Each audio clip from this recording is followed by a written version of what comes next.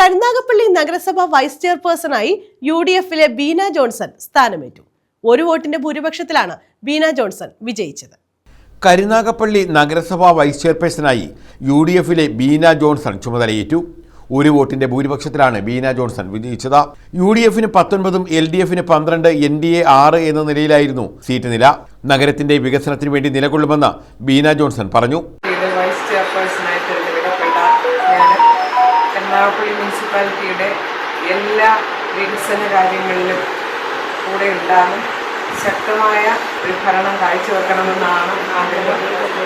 എല്ലാവരുടെയും പിന്തുണയോടുകൂടി നഗരത്തിൻ്റെ എല്ലാ ആവശ്യങ്ങളിലും, ജനങ്ങളുടെ എല്ലാ ആവശ്യങ്ങളിലും കൂടെ ഉണ്ടാകും എന്ന് ഉറപ്പ് നൽകുന്നു.